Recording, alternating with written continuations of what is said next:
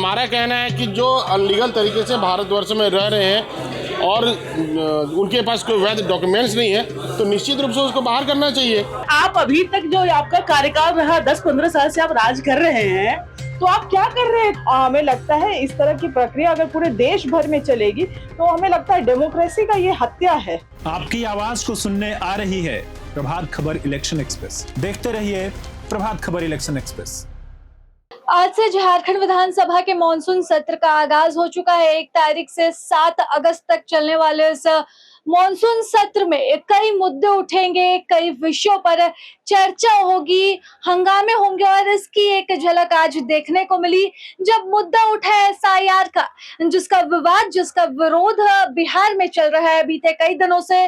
और सदन में भी जब यहाँ पर पार्लियामेंट में इस मुद्दे को उठाया गया तो विपक्ष ने बखूबी इस मुद्दे का विरोध किया। ऐसे में झारखंड विधानसभा में भी इस मुद्दे पर विवाद गहराता नजर आया और पहले ही दिन विरोध के स्वर सुनाई दिए, जहां मंत्री और विधायक भिड़ते नजर आए, शब्दों के बाण चलते नजर आए और इन शब्दों के बाण में साफ था कि आने वाले सत्र में विवाद जो है वो और गहराएगा।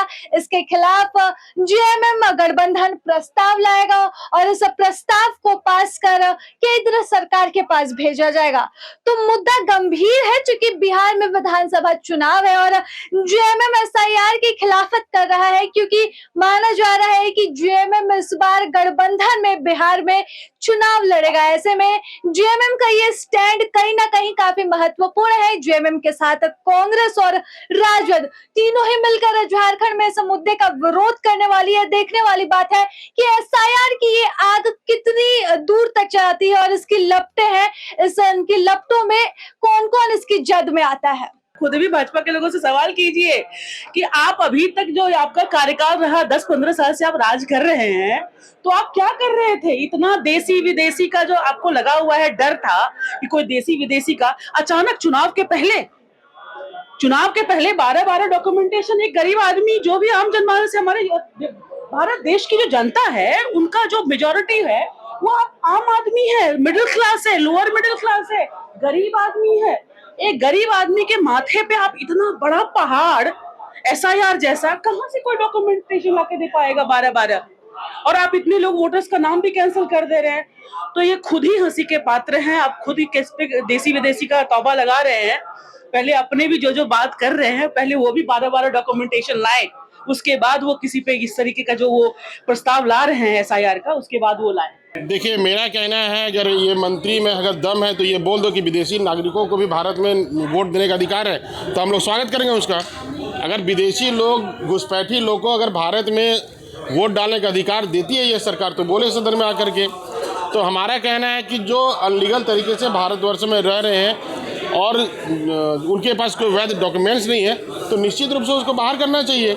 आपको और हमको हिम्मत है क्या कि अमेरिका में जाकर वोट कर सकते हैं, रह सकते हैं? नहीं रह सकते हैं, तो दूसरा देश का नागरिक हमारे देश में क्यों रह सकता है? घुसपैठ कैसे हो रहा है अमित जी? बॉर्डर पे ताकि वहाँ पे घुसपैठ हो रहा है तो उसको चिन्हित करके भारत सरकार निकालने का भी काम करे। लेकिन इस सरकार के जो लोग बैठे हुए यहाँ पे, उनको वो लोग जाति प्रमाण पत्र दे रहे हैं, आवासीय प्रमाण पत्र दे रहे हैं, उनका आधार कार्ड बनवा रहे हैं और यहाँ से उसको विदेश भेज रहे हैं। तो ये सरकार की नाकामी है।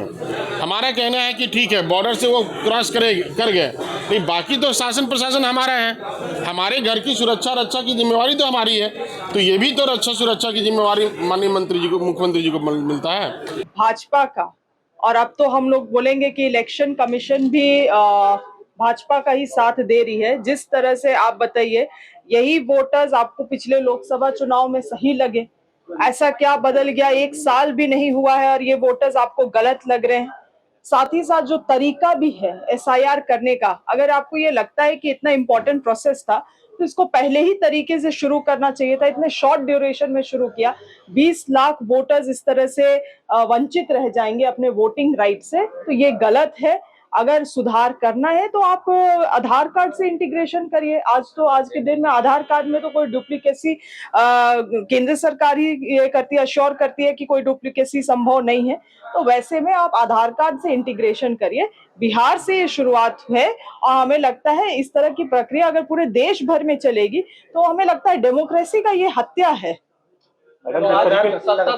क्या भूतकाल रहेगी एसआईआर?